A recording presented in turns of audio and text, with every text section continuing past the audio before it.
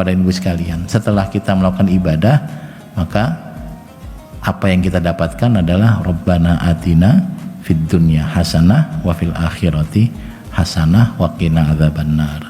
Kita akan bahagia di dunia, bahagia di akhirat. Saya ingin sampaikan bahwa kebahagiaannya adalah kita dan kami, bukan atini fid dunya hasanah, tapi atina. Jadi kebahagiaan yang sebenarnya adalah kebahagiaan yang kita rasakan dan orang lain rasakan. Tidak boleh ada ibadah yang mengganggu orang lain. Tidak boleh ada kebahagiaan dengan cara menyakiti orang lain.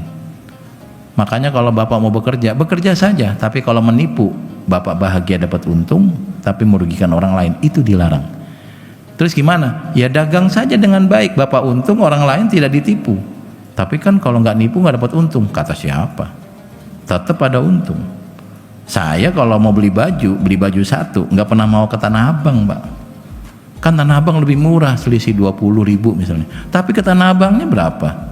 Waktunya berapa? Bingungnya? Emang dikira nggak bingung ke Tanah Abang, Pak?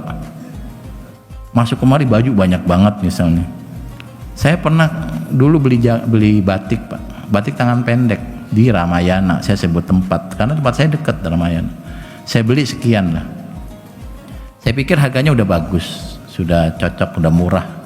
Sampai saya ke Tanah Abang, diminta istri nemenin ke Tanah Abang, batik yang sama tangan panjang itu lebih murah di sana. Kok murahan ini, kan tangan panjang? Oh iya, saya ingat Tanah Abang.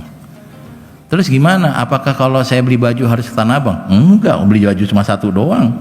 Capek tenaga dan waktu. Karena itulah kemudian toko-toko yang di sekitar kita itu membantu, tapi untung buat saya, nggak usah capek ke sentra-sentra yang jauh dan ngantri penuh. Untung buat yang jual karena ada selisih harga. Jadi harus bahagia bareng-bareng, Pak. Tidak boleh ada kebahagiaan dengan cara menyakiti orang lain. Atina fid dunya hasanah. Dan tidak boleh bahagia di akhirat dengan cara menyengsarakan diri di dunia. Salah. Yang enak kayak kita inilah. Ya kayak kita ini beneran. Hidup di dunianya nyaman, di akhiratnya nyaman. Kalau kemudian waktunya liburan ya jalan-jalan, waktunya kerja ya kerja, waktunya Jumatan, waktunya sakit ya nikmati sakit sambil bersabar. Nah, maka semua itu adalah kebahagiaan wa fil akhirati hasanah. Di akhirat juga bahagia, wa qina adzabannar. Maka target atau goals, tujuan kita hidup adalah mendapat kebahagiaan di dunia dan di akhirat tanpa perlu merasakan siksa api neraka. Baik, saya kira cukup Bapak dan Ibu. Tadi ada informasi juga bahwa setelah ini ada makan-makan, jadi jangan lama-lama Ustadz katanya.